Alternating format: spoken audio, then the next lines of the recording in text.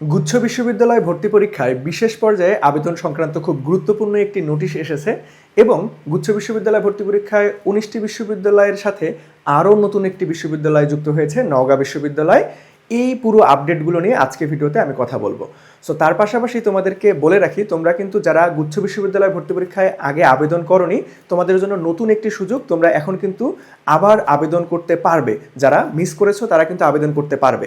এখন বিজ্ঞান বিভাগ থেকে, মানবিক কিংবা বাণিজ্য বিভাগ থেকে তোমার ন্যূনতম এইচএসসিতে জিপিএ কত থাকলে তুমি গুচ্ছ বিশ্ববিদ্যালয়ে আবেদন করতে পারবে এবং মানবন্টন একদম গুচ্ছ বিশ্ববিদ্যালয় A to Z আজকের ভিডিওতে তোমাদেরকে খুব সুন্দরভাবে বুঝিয়ে দেওয়ার চেষ্টা করব। সাথে আছি আমি তোমাদের মুন্না ভাইয়া। সো চলো বেশি কালক্ষেপণ না করে আমরা আজকের ভিডিওটা শুরু করি। সো যেটা গুরুত্বপূর্ণ নোটিশটা এসেছে বা বিজ্ঞপ্তি প্রকাশ হয়েছে, সেই বিজ্ঞপ্তিটা আমি একটু তোমাদেরকে সবার আগে একটু বুঝিয়ে দিচ্ছি।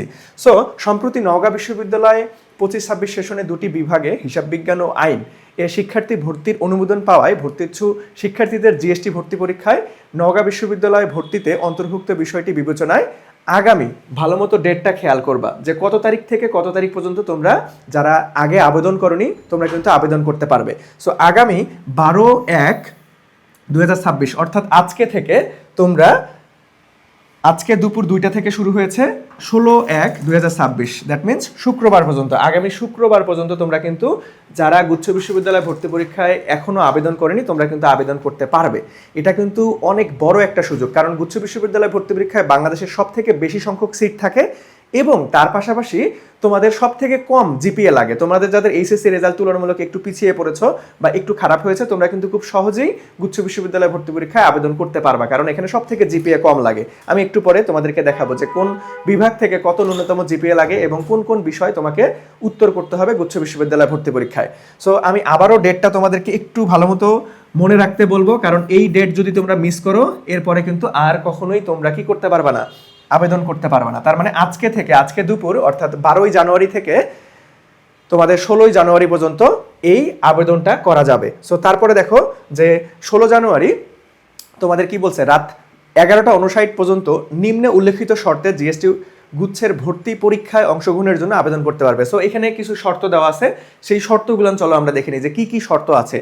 সো আমরা যদি পরবর্তীতে দেখি, দেখো সর্বপ্রথম আমরা দেখতে পাচ্ছি যে প্রথম পর্যায়ে, দ্যাট মিনস একদম গুচ্ছ বিশ্ববিদ্যালয় ভর্তি পরীক্ষা যখন প্রথম পর্যায়ে আবেদন শুরু হয়, একদম প্রথম পর্যায়ে দেখো প্রথম পর্যায়ের আবেদনটা শুরু হয়েছিল কত তারিখ থেকে।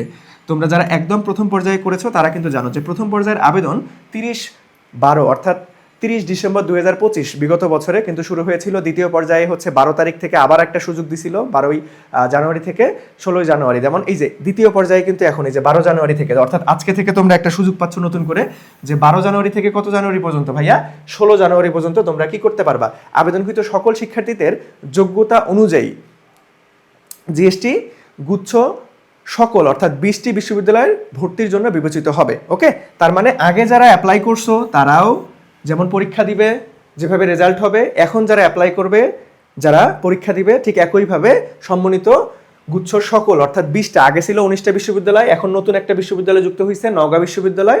সো ইন টোটাল 20টা ইউনিভার্সিটির বিশ্ববিদ্যালয় ভর্তির জন্য বিবেচিত হবে। ওকে, 2 নাম্বার যদি আমরা শর্তটা দেখি যে ভাইয়া 2 নম্বরে কি বলছে, নওগাঁ বিশ্ববিদ্যালয়ের জিএসটি গুচ্ছের কোনো পরীক্ষা কেন্দ্র থাকবে না। তার মানে যে নওগাঁ বিশ্ববিদ্যালয়ের নতুন বিশ্ববিদ্যালয়টা যুক্ত হচ্ছে এখানে কোনো পরীক্ষা কেন্দ্র থাকতেছে না। ওকে, সো তার পরবর্তী বলতেছে দ্বিতীয় পর্যায়ে আবেদনকৃত শিক্ষার্থীদের পূর্বে নির্ধারিত কেন্দ্রসমূহের মধ্যে প্রাপ্যতা সাপেক্ষে যে কোনো একটি নির্বাচন করতে হবে। প্রথম পর্যায়ে অর্থাৎ 30/12/2025 তারিখে পর্যন্ত এই আবেদনকৃত কোনো আবেদন পরীক্ষার্থী পরীক্ষা কেন্দ্র পরিবর্তন করতে পারবে না। ঠিক আছে, এটা কিন্তু খুব গুরুত্বপূর্ণ একটা বিষয় যে তোমরা যারা আগে আবেদন করে ফেলছো অলরেডি, তারা কি নতুন করে হচ্ছে পরীক্ষা কেন্দ্র চাইলে চেঞ্জ করতে পারবা। ধরো তোমার পরীক্ষা কেন্দ্র আগে যেটা ছিল, যে স্থানটাই দিছো, এখন মনে হচ্ছে যে না ভাই আমি তো বাসায় চলে গেছি, আগে তো ওইখানে ছিলাম, এখন কি পরিবর্তন করতে পারবা কিনা। সো এখন কিন্তু পরিবর্তন করার কোনো সুযোগ থাকতেছে না। ওকে, সো আমরা যদি পরবর্তীতে আসি, দেখো ভর্তি পরীক্ষায় অংশগ্রহণ করার জন্য আবেদন যোগ্যতা।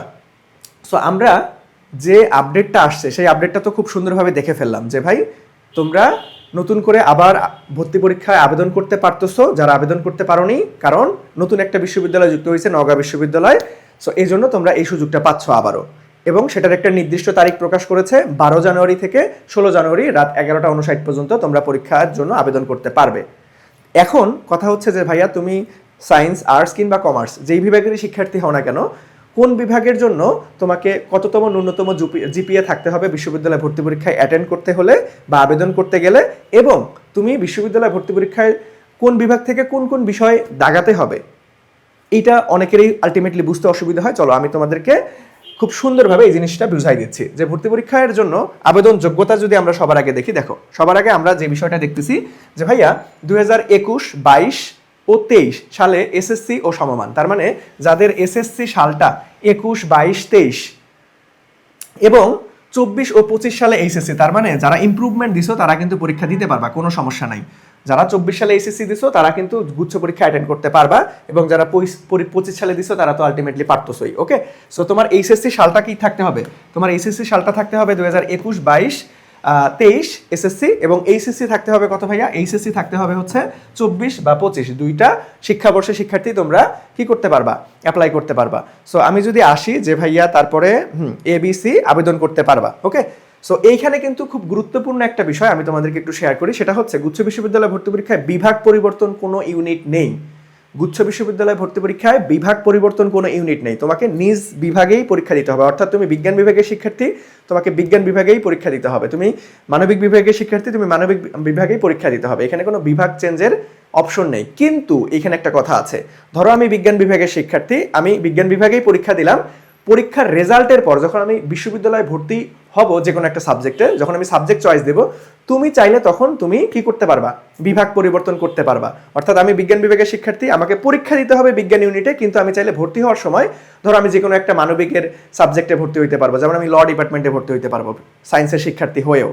কিন্তু আলটিমেটলি বিভাগ পরিবর্তন কোনো ইউনিট থাকতেছে না, তোমাকে নিজ বিভাগেই পরীক্ষা দিতে হবে, এবং পরীক্ষার রেজাল্টের পর তুমি যখন ভর্তি হবে, যখন সাবজেক্ট চয়েস দিবে, তখন তুমি চাইলে তোমার ডিপার্টমেন্ট চেঞ্জ করতে পারবা। তুমি সায়েন্সের সাবজেক্ট থেকে তুমি আর্টসের সাবজেক্টে যাইতে পারবা বা কমার্সের সাবজেক্টে ভর্তি হইতে পারবা, কিন্তু সেখানে সিট সংখ্যা খুবই কম থাকে। ওকে, তো সায়েন্সের শিক্ষার্থী হয়ে তুমি যদি আর্টসে বা কমার্সে শিফট করতে চাও, নির্দিষ্ট সংখ্যক সিট থাকে, সিট সংখ্যা তুলনামূলক কম। এগুলো নিয়ে আমি বিস্তারিত তোমাদেরকে ভিডিওতে বলবো। ওকে, সো চলো আমরা পরবর্তীতে যাই যে ভাইয়া আমাকে বিজ্ঞান বিভাগের শিক্ষার্থী আমি, সো আমার কত ন্যূনতম জিপিএ থাকতে হবে, বা মানবিক বা বাণিজ্য কত ন্যূনতম জিপিএ থাকতে হবে, সেই বিষয়টা চলো একটু দেখে নেই। যে ভাইয়া এ ইউনিটে যারা বিজ্ঞান বিভাগে পরীক্ষা দিবা তাদের জন্য ন্যূনতম জিপিএ থাকতে হবে কত? দেখো ন্যূনতম আমাদের হচ্ছে 3.5 থাকতে হবে। কোন কোন কোন পরীক্ষায় 3.5 থাকতে হবে বলো তো দেখি? কোন পরীক্ষায় 3.5 থাকতে হবে? চলো আমরা এটা বিস্তারিত একটু পড়ি।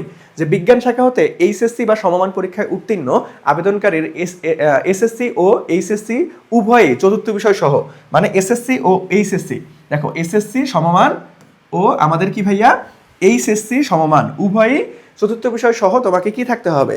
মাত্র কত? 2.5 থাকলেই 3.25 থাকলে তুমি পরীক্ষায় আবেদন করতে পারবা। সো দুইটাতেই 3.25 করে ন্যূনতম থাকতে হবে, এবং কমপক্ষে তোমাকে দুইটা মিলাই 7 থাকতে হবে, কমপক্ষে দুইটা মিলাই 7 থাকতে হবে। সো যাদের রেজাল্ট একটু তুলনামূলক খারাপ হয়েছে বিজ্ঞান বিভাগ থেকে, তোমাদের জন্য কিন্তু এটা সুবর্ণ সুযোগ ভাইয়া।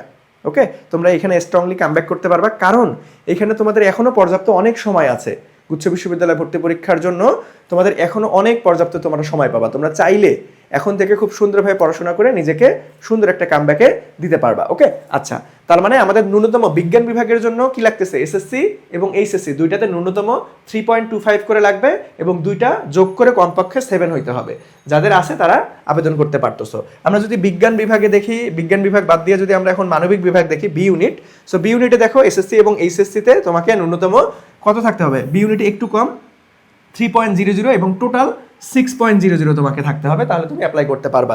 ঠিক একইভাবে আমরা যদি সি ইউনিট অর্থাৎ বাণিজ্য বিভাগের শিক্ষার্থীদের জন্য দেখি, এখানে সেম ওই বি ইউনিটের মতো, যে ভাইয়া এসএসসি ও এইচএসসিতে ন্যূনতম 3 থাকতে হবে, এবং দুইটা মিলে কমপক্ষে এইখানে একটু বেশি আছে। দেখো এইখানে বিজ্ঞান বিভাগ মানবিক বিভাগের থেকে একটু বেশি আছে। দেখো তোমার দুইটা মিলে 3-3-6 হওয়ার কথা, তাই না? কিন্তু দুইটা মিলে ন্যূনতম তোমাকে 6.25 হতে হবে, তাহলে তোমরা অ্যাপ্লাই করতে পারবা। ওকে, সো এই বিষয়টা আশা রাখি তোমরা বুঝতে পারছো। সো চলো আমরা পরবর্তীতে দেখি যে ভাইয়া ভর্তি পরীক্ষা সংক্রান্ত তথ্যবলীগুলো যদি আমরা একটু দেখি। দেখো যে ভর্তি পরীক্ষা কত নম্বরের অনুষ্ঠিত হবে, এখানে আদৌ রিটেন থাকবে কিনা, এখানে কোনো নেগেটিভ মার্ক আছে কিনা, সো এই বিষয়গুলো চলো আমরা একটু দেখে আসি। যে ভর্তি পরীক্ষায় কিন্তু আমাদের 1 ঘন্টায় 100 নম্বরের এমসিকিউ পদ্ধতিতে পরীক্ষা অনুষ্ঠিত হবে, এখানে কোনো রিটেন থাকতেছে না। সো এটা কিন্তু চান্স পাওয়ার জন্য দেখো রিটেন আলটিমেটলি তোমাদের অনেকেরই ঝামেলা হয়। তোমরা ঢাকা বিশ্ববিদ্যালয়ে পরীক্ষা দিছো, খুলনা ইউনিভার্সিটিতে পরীক্ষা দিছো, রিটেন কিন্তু বেসিক কনসেপ্ট যদি ক্লিয়ার না থাকে তাহলে কিন্তু একটু বড় সড়ো প্রবলেমে পড়তে হয়। সেক্ষেত্রে এমসিকিউ এর জন্য কিন্তু প্রিপারেশনটা তুলনামূলক নেওয়া ইজি। সো তোমাদের এখানে জাস্ট এমসিকিউ পরীক্ষা হবে, 100 মার্কের পরীক্ষা অনুষ্ঠিত হবে, 1 ঘন্টা সময় থাকবে এবং প্রত্যেকটা প্রশ্নের জন্য নেগেটিভ মার্ক থাকবে হচ্ছে 0.25 করে, অ্যাজ ইউজুয়াল অন্যান্য ইউনিভার্সিটিতে যেটা থাকে। সো আমরা এই বিষয়টা দেখলাম। সো চলো এখন আমরা দেখব যে ভাইয়া মান বন্টন, যে কোন বিভাগের শিক্ষার্থীদের জন্য কোন কোন বিষয়ে তোমাকে পরীক্ষা অবশ্যই বাধ্যতামূলক দিতে হবে এবং কোনটা পরিবর্তে কোনটা দিতে পারবে এবং কোন বিষয়ে কত মার্ক করে থাকতেছে, এই বিষয়গুলো আমরা একটু জেনে আসি। সো আমরা যদি সর্বপ্রথম দেখি যে ভাইয়া বিজ্ঞান বিভাগ অর্থাৎ এ ইউনিটেরটা আমরা একটু দেখি যে এ ইউনিটে তোমাকে সর্বমোট কয়টা বিষয়ের উপর পরীক্ষা দিতে হবে। এ ইউনিটে সর্বমোট 4টা বিষয়ের উপর পরীক্ষা দিতে হবে। ইন টোটাল তোমাকে 4টা বিষয়ের পরীক্ষা দিতে হবে, কিন্তু তোমার পরীক্ষার সেট যে প্রশ্ন সেটটা থাকবে সেখানে 4টার বেশি সংখ্যক সাবজেক্টের প্রশ্ন থাকবে। কয়টা সাবজেক্টের প্রশ্ন থাকবে ইন টোটাল? দেখো, পদার্থবিজ্ঞান, রসায়ন, গণিত, জীববিজ্ঞান, বাংলা এবং ইংরেজি, এই কয়টা বিষয়ের তোমার পরীক্ষার প্রশ্নের সেটে তোমার প্রশ্ন থাকবে। কিন্তু এগুলার মধ্যে তোমাকে কি করতে হবে?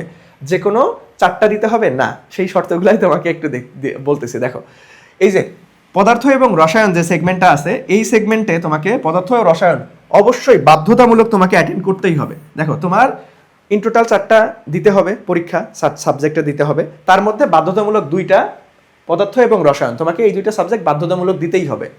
তারপরে আসো যে ভাইয়া গণিত এবং জীববিজ্ঞান, এই 2টা সেগমেন্টের মধ্যে গণিত ও জীববিদ্যার মধ্যে অন্তত একটি, ভালো মতো খেয়াল রাখো, অন্তত একটি বিষয়, তার মানে গণিত এবং জীববিজ্ঞান এর মধ্যে যে কোনো একটা সাবজেক্ট দাগায়া আর একটা সাবজেক্টের পরিবর্তে তুমি চাইলে বাংলা ইংরেজি দাগাইতে পারবা, কিন্তু ফিজিক্স কেমিস্ট্রি তোমাকে বাধ্যতামূলক দাগাতেই হবে।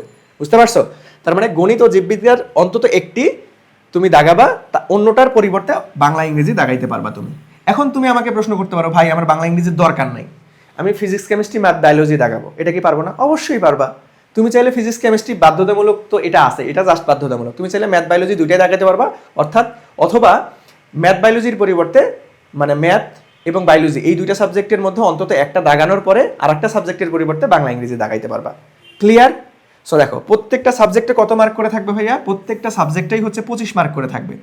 তার মানে এইখানকার মধ্যে 4টা সাবজেক্ট দাগাইতে হবে, 4টা আলটিমেটলি 25 25 25 25, তার মানে আমাদের 100 মার্ক থাকতেছে ইন টোটাল ভর্তি পরীক্ষার প্রশ্নপত্র।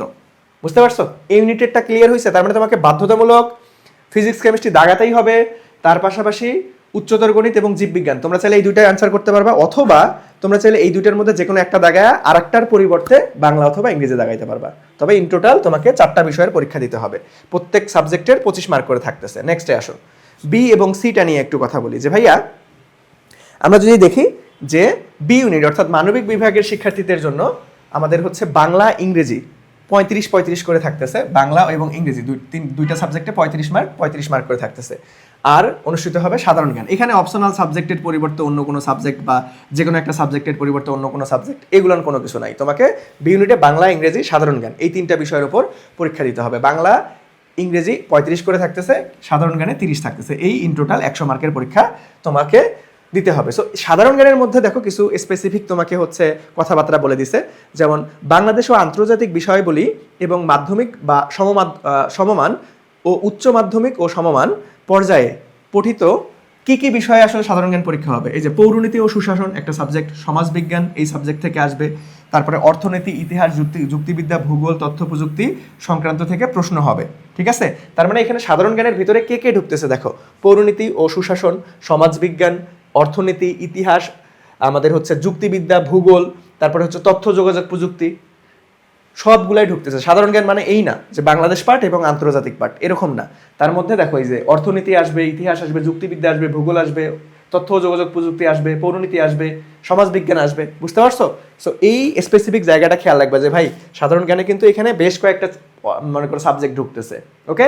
তারপরে আসো যে ভাইয়া এখন সি ইউনিটেরটা যদি আমরা দেখি, সি ইউনিট অর্থাৎ বাণিজ্য বিভাগের শিক্ষার্থীদের জন্য, কমার্সের শিক্ষার্থী কি কি করতে পারবে দেখো, এইখানেও একটা সাবজেক্টের পরিবর্তে তুমি আরেকটা সাবজেক্ট দাগাবা এরকম কোনো অপশন নাই।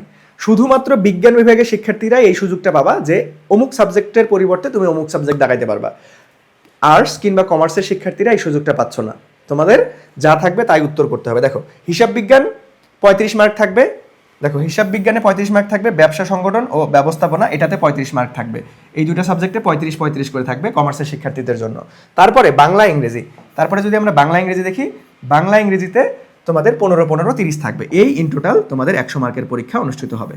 বুঝতে পারছো? সো আমি মার্ক ডিস্ট্রিবিউশন থেকে শুরু করে কত জিপিএ লাগবে অ্যাপ্লাই করতে সব কিছু ইন ডিটেলসে তোমাদেরকে বুঝিয়ে দেওয়ার চেষ্টা করলাম। সো এই ছিল আজকে আমাদের আপডেট, যে গুচ্ছ বিশ্ববিদ্যালয় ভর্তি পরীক্ষা সংক্রান্ত যে আপডেটটা এসেছে সেই আপডেটটা। তার পাশাপাশি গুচ্ছ বিশ্ববিদ্যালয়ের একদম ইন ডিটেলসটা বুঝাই দেওয়ার ট্রাই করছি, যে কত জিপিএ থাকতে হবে, তুমি কিভাবে আলটিমেটলি অ্যাপ্লাই করলে কোন কোন বিষয়ে তোমাকে উত্তর করতে হবে, A to Z বুঝিয়ে দিছি। তার পরেও যদি কোনো অসুবিধা থাকে বা বুঝতে কোনো জায়গায় অসুবিধা হয় তাহলে অবশ্যই কমেন্ট সেকশনে তোমার জন্য খোলা আছে, কমেন্ট সেকশনে জিজ্ঞাসা করবা, আমি ইনশাল্লাহ অ্যান্সার দেওয়ার চেষ্টা করব। তোমরা যারা বিজ্ঞান বিভাগ থেকে গুচ্ছ বিশ্ববিদ্যালয় ভর্তি প্রস্তুতি নিবে, তোমাদের জন্য এডুকেশন থেকে আমরা অনলি জিএসটি এ ইউনিট কোর্স কিন্তু অলরেডি আমরা লঞ্চ করে দিয়েছি। এই কোর্সে live class, archive class, Bangla ইংরেজি ক্লাস, পরীক্ষা A to Z থাকবে। সো এই কোর্সে কী কী তোমরা পাবা আমি যদি একটু সংক্ষিপ্ত আকারে বলি, দেখো জিএসটি ডেডিকেটেড লাইভ ক্লাস তোমরা পাচ্ছ, আর্কাইভ ক্লাস পাচ্ছ, বাংলা ইংরেজি ক্লাস পাচ্ছ, চ্যাপ্টার ওয়াইজ এক্সাম পাচ্ছ, মানে একদম ওয়ান স্টপ সলিউশন আমাদের এই ভার্সিটি এ ইউনিট কোর্সটি। সো এইখানে যদি আমরা দেখি যে ভাইয়া কোন সাবজেক্টের উপরে তোমরা কতগুলো করে ক্লাস পাবা, দেখো আমরা এইখানে শুধুমাত্র জিএসটিকে কেন্দ্র করে, অনলি জিএসটিকে কেন্দ্র করে আমরা লাইভ ক্লাস অনুষ্ঠিত করব। ফিজিক্স, কেমিস্ট্রি, ম্যাথ, বায়োলজি প্রত্যেকটা সাবজেক্টে লাইভ ক্লাস অনুষ্ঠিত হচ্ছে। তার পাশাপাশি তোমার ফাউন্ডেশন বেসিক ক্লিয়ার করার জন্য আমাদের যে ভার্সিটি এ ইউনিট কোর্সটি রয়েছে, এই কোর্সের সকল ক্লাস তোমরা আর্কাইভে সাজানো আকারে পেয়ে যাবা। যারা উচ্চতর গণিত কিংবা জীববিজ্ঞান যে কোনো একটা সাবজেক্টের পরিবর্তে বাংলা ইংরেজি দেখাবা, তোমাদের জন্য বাংলা ইংরেজি ক্লাসও আমাদের ওয়েবসাইটে খুব সুন্দর মতো আর্কাইভে দেওয়া থাকবে, মানে একদম ওয়ান স্টপ সলিউশন। প্রত্যেকটা সাবজেক্টের আবার হচ্ছে অধ্যায়ভিত্তিক তোমরা পরীক্ষা পেয়ে যাচ্ছ, তার মানে তুমি যা শিখলা সেটা অ্যাপ্লাই করতে পারতেছো কিনা, এটা সব থেকে গুরুত্বপূর্ণ একটা বিষয়, কারণ তোমাকে ভর্তি পরীক্ষা দিয়ে চান্স পাইতে হবে। তার মানে তোমার পরীক্ষার কিন্তু খুবই গুরুত্বপূর্ণ, পরীক্ষা বাধ্যতামূলক তোমাকে দিতেই হবে, তাহলে তোমার নিজের দুর্বলতা ফাইন্ড আউট করতে পারবা এবং সেই অনুযায়ী নিজেকে প্রিপেয়ার করতে পারবা। সো এই কোর্সের বিস্তারিত আলটিমেটলি ভর্তি ফি কত টাকা ভাইয়া? এই কোর্সে তোমরা মাত্র 1499 টাকায় ভর্তি হতে পারবা লেকচার শিট বাদে। আর তোমরা যদি চাও যে ভাইয়া আমাদের লেকচার শিট সহ ভর্তি হবা, তাহলে 2499 টাকায় তুমি লেকচার শিট সহ ভর্তি হতে পারবা। কোর্সের ইন ডিটেলস সম্পর্কে জানতে অথবা কোর্সের বিস্তারিত জানতে তোমরা আমাদের এডুকেশন ফেসবুক পেজে মেসেজ করতে পারো অথবা আমাদের হটলাইন নাম্বারে যোগাযোগ করতে পারো। ধন্যবাদ।